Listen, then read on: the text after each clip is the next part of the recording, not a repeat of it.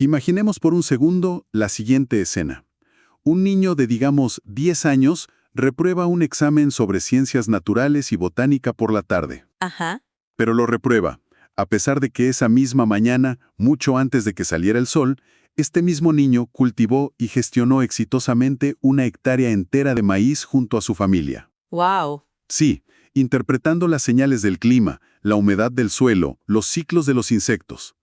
Y pues esa disonancia cognitiva exacta, esa fractura entre el mundo real y el aula de clases, es una realidad diaria que enfrentan millones de estudiantes en América Latina hoy en día. Es una contradicción profunda, ¿no? Totalmente. Y ocurre porque estamos ante sistemas que históricamente han asumido que el conocimiento solo es válido si viene empaquetado en un libro de texto. Claro, un libro editado en la ciudad capital. Exacto. Ignorando por completo la sabiduría empírica, que es la que verdaderamente garantiza la supervivencia en el campo. Y precisamente hacia allá nos lleva a nuestra inmersión profunda de hoy. Vamos a analizar a fondo un documento que expone esta tensión de una manera magistral. Es un documento clave. Sí, lleva por título Singularidades en la ruralidad latinoamericana. Apuntes epistemológicos desde una educación diversa. Así es. Y para este análisis, el enfoque estará particularmente en un ensayo contenido allí, que fue escrito por la investigadora venezolana Crisálida Victoria Villegas González. Es un material fascinante y francamente sumamente necesario. Lo que se expone aquí es el choque frontal entre los modelos educativos formales, que pues son rígidos por naturaleza, Muy rígidos. y la rica, compleja y a menudo silenciada realidad del entorno rural. Se utiliza el caso de Venezuela para ilustrar esta dinámica, pero la radiografía que ofrece sirve como un lente perfecto. Sí, un lente para observar un fenómeno que atraviesa a toda América Latina. Exactamente. Entonces, la misión de hoy es desentrañar cómo la estandarización educativa, esa obsesión burocrática por hacer todo uniforme, podría estar literalmente borrando saberes milenarios. Borrándolos de tajo. Y más importante aún, vamos a explorar por qué comprender esta diversidad de conocimientos es vital para cualquier persona que tenga un genuino interés en el futuro de la educación, el desarrollo social y nuestra relación con el planeta. Bueno, vamos a desempacar esto, porque claramente la premisa principal aquí es que la educación no es ni de cerca un molde único que sirve para todos. Totalmente de acuerdo. Y para abordar este tema con la seriedad que exige, hay que establecer desde el principio que la educación rural no es simplemente un tema de geografía. O sea, no es solo la ubicación. Para nada. No se trata de agarrar la misma escuela urbana, pintarla de otro color y ponerla rodeada de árboles. Claro, eso es lo que solemos imaginar. Sí, pero es una cuestión de resiliencia sostenida. Estamos hablando de comunidades que mantienen una lucha constante e invisible por preservar su identidad. Su identidad y su forma de vida. Exacto. Su conocimiento endógeno frente a sistemas institucionales que por diseño o por ignorancia las han marginado de manera sistemática. Esa frase de resiliencia sostenida captura perfectamente la atención. Y para entender cómo hemos llegado a un punto donde esa marginación está tan institucionalizada, necesitamos mirar hacia atrás. Hacer un poco de historia. Sí, ver la cronología, las leyes que, en teoría, existen para proteger el derecho a la educación, muchas veces terminan siendo el vehículo que empeora el panorama rural. Y la cronología que trazan las fuentes es bastante reveladora. Así es. Si retrocedemos al año 1998, las investigaciones ya advertían que la educación rural en Venezuela se encontraba en un estado de franca emergencia. 1998. ¿Ya llovió? Imagínate, ya en ese entonces el diagnóstico era alarmante. El sistema educativo operaba completamente a espaldas de la realidad, del entorno social y natural de las comunidades. Wow. Era un sistema sordo a la inmensa variedad lingüística, a la riqueza cultural y a las complejidades ecológicas que son propias de cada región. Y la lógica dictaría que, al identificar una emergencia tan clara a finales de los años 90, los gobiernos tomarían medidas drásticas para corregir el rumbo, ¿verdad? Uno pensaría eso, claro. Pero al dar un salto en el tiempo hacia el año 2023, la situación descrita es aún más crítica. De hecho, los datos apuntan a que la crisis en la educación rural supera por mucho la crisis que se experimenta en otros niveles o modalidades educativas. Sí, hay un deterioro muy acelerado. Y las fuentes señalan un punto de inflexión legal muy específico para explicar esta caída. El punto de quiebre estructural, según los textos, se identifica en la Ley de Educación del año 2009. 2009. Sí. El cambio de paradigma que se introdujo allí puede parecer sutil si solo se lee el texto legal, pero fue devastador en la práctica. ¿Por qué? ¿Qué decía exactamente? Pues antes de esa legislación, la educación rural era considerada y catalogada como un tipo especial de educación. Esa nomenclatura era vital porque reconocía que el sector tenía requerimientos propios. O sea, le daba un estatus diferenciado. Exacto. Se asumía que enseñar en el campo exigía un trato particular, calendarios distintos y una adaptación a las necesidades socioeconómicas de la región. Es como si a un sastre que hacía trajes a la medida para diferentes climas, de repente por decreto, le obligaran a fabricar única y exclusivamente abrigos de invierno de talla única para todo el país. Esa es la analogía perfecta. Claro, no importa si la persona vive en la humedad del trópico, en una costa árida o en la cima de los Andes. La ley dicta que le toca el mismo abrigo pesado. Y a la gran mayoría no le va a servir. Directamente le va a impedir moverse. Y peor aún, al sastre se le convence desde la capital de que su abrigo de invierno es el epítome de la civilización y que el individuo con calor en el trópico simplemente es un atrasado por no querer usarlo. Qué fuerte. Lo fascinante aquí es observar cómo la ruralidad pasó de ser ese tipo especial a convertirse en una simple modalidad dependiente. Quedó completamente subordinada al currículum nacional general. Perdió su identidad legal. Al hacer esto, el sistema le arrancó de tajo su carácter distintivo. Y a este entramado estructural tan perjudicial hay que sumarle los estragos globales de la pandemia desde 2020. Uy, claro, la pandemia. Que en el campo no significaron clases por Zoom. Porque no hay internet. Exacto. Significaron a menudo la paralización total de la enseñanza. Hubo intentos de regionalizar el currículo antes, de crear condiciones para que las escuelas se adaptaran, pero fracasaron porque el esqueleto del sistema seguía siendo rígidamente centralista. Entonces, si esos intentos fallan, porque la inercia del sistema estandarizado es inamovible, llegamos a la raíz del problema. ¿Por qué la legislación tomó ese rumbo homogeneizador en primer lugar? Es una gran pregunta. ¿De dónde viene esa insistencia inquebrantable en imponer el abrigo de talla única? Porque las investigaciones analizadas no lo ven como un mero error administrativo. No, para nada. Lo ven como la imposición ideológica de lo urbano sobre lo rural, y este es un pilar fundamental del análisis. A ver, explícanos un poco más de eso. Se ha impuesto, de manera sistemática y casi agresiva, un modelo educativo urbano. Y no es un accidente. Tiene un objetivo claro. ¿Cuál es ese objetivo? Convertir a las escuelas en engranajes de la doctrina del mercado. Es decir, el currículo está diseñado para formar individuos que encajen en los ciclos de producción y consumo que demanda la vida en la ciudad. O sea, no para potenciar el desarrollo autosustentable del campo. Exactamente. Se impone un sistema de masas universal que, al glorificar la eficiencia urbana, niega otras formas de existir. Rompe de manera directa con la comprensión profunda de los procesos naturales. Todo se empieza a medir con la vara del asfalto y de la fábrica. Consecuentemente, lo rural se margina de inmediato.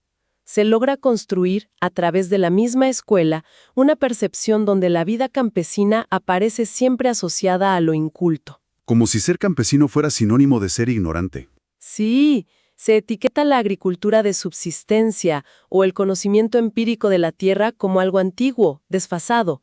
Se alimenta constantemente lo que la investigación denomina el mito de la ignorancia y la miseria. El mito de la ignorancia. ¿Qué concepto tan pesado? Quienes investigan esto, como señala González Labrada en sus trabajos recientes, demuestran que la selección cultural de lo que entra en un libro de texto está condicionada por un modelo que invisibiliza deliberadamente las potencialidades del contexto rural. Pero un momento. Pongámonos en los zapatos del legislador por un segundo. A ver. De acuerdo, hagamos de abogado del diablo. ¿No es precisamente la idea de un currículo nacional estandarizado asegurar que todos tengan la misma calidad de educación para evitar la desigualdad? Ajá. Digo, la lógica común, la que nos han enseñado siempre, diría que si a un niño en la ciudad y a un niño en la montaña más remota les damos exactamente los mismos libros, las mismas matemáticas y los mismos referentes, estamos nivelando el terreno de juego. Para que el niño rural tenga las mismas oportunidades. Exacto. Bueno, esto plantea una pregunta importante, porque toca directamente las buenas intenciones, o al menos el discurso progresista, que a menudo justifica estas políticas homogeneizadoras. Porque suena bien en papel, ¿no? Suena excelente. Sin embargo, los datos y el análisis epistemológico argumentan exactamente lo contrario. ¿Por qué? Al imponer esa estandarización, se ejerce una unidireccionalidad.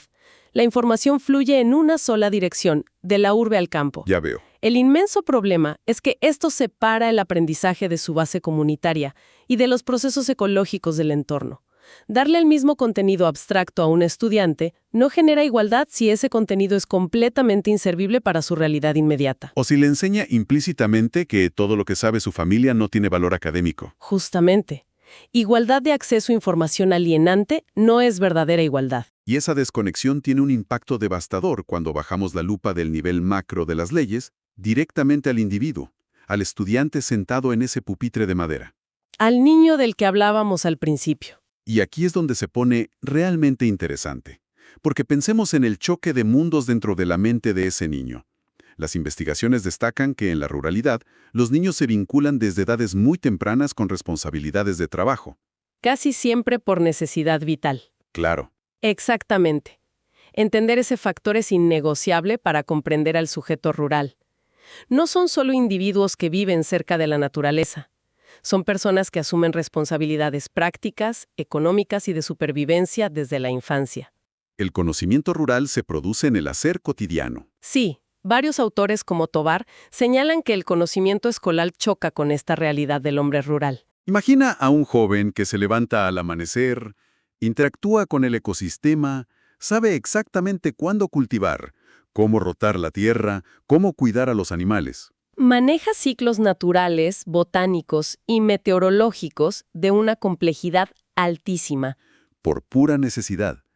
Y luego, a las 8 de la mañana, entra a un aula para recibir una educación fragmentada, abstracta. Una educación que le habla de fábricas, semáforos o corporaciones. Sí, y que evalúa su inteligencia basándose en conceptos que ignoran por completo el nivel de maestría técnica que ya demostró en las primeras 3 horas de su día. Es una fractura brutal en su desarrollo cognitivo y emocional. Diversos estudios demuestran este choque frontal. Los contenidos terminan siendo percibidos como entes abstractos, desvinculados del arraigo a la tierra y del trabajo que da sustento a la comunidad. Hay una fricción constante. Y como resalta Peña en los textos, hay que ver los saberes milenarios que el niño campesino lleva consigo. Están incrustados en su experiencia de vida. Y un currículo formal, en lugar de potenciarlos, trata de borrarlos para escribir encima una narrativa ciudadana. Ese divorcio entre la escuela y la vida real es quizá la tragedia más silenciosa de nuestro sistema educativo. Totalmente de acuerdo. Pero lo que resulta valioso del análisis que estamos desempacando hoy es que no se queda simplemente en el diagnóstico de la crisis. No, afortunadamente no. Una vez establecida la invisibilización y el daño del currículo descontextualizado, las fuentes proponen un giro radical hacia las soluciones. Hablan de conceptos metodológicos para reconstruir esta educación. Y aquí es donde entramos en terreno de innovación epistemológica. Se argumenta, por ejemplo, desde la perspectiva de Hidalgo, que para concebir verdaderamente lo rural hay que dejar de subestimarlo. Exige entender su inmensa complejidad cultural. Ya no basta con aplicar parches. Exacto. Se necesita adoptar una visión transdisciplinaria. Espera, visión transdisciplinaria o mirada transcompleja suenan a términos densos de posgrado. Sí, un poco. En la práctica, ¿qué significa esto? Porque el texto menciona a Romero Velasco advirtiendo que, históricamente, hemos cometido el error de definir la ruralidad desde disciplinas aisladas. Sí, eso es clave. O sea, venía la economía y la definía solo por su producción agrícola. La sociología solo miraba las tasas de pobreza. El derecho solo veía títulos de propiedad. Precisamente, al diseccionar la vida rural en compartimentos estancos, se generó lo que la investigación llama una heterogeneidad de significados contradictorios. O sea, un desorden. Un desorden total. Al mirar solo un pedazo del rompecabezas, nadie veía la imagen completa, lo que resultó en políticas públicas torpes y desconectadas. Entonces, ¿qué es la mirada transcompleja? Una mirada transcompleja, traducida a la realidad del aula, significa dejar de enseñar biología, matemáticas y agricultura como si no tuvieran relación. Integrarlo todo. Significa, por ejemplo, enseñar geometría calculando el área de siembra real de la familia del estudiante, integrando al mismo tiempo la historia local de esa tierra y la biología de las semillas autóctonas. Ah, claro. Es romper los muros entre las materias para reflejar cómo funciona la vida real. Es una visión de complementariedad.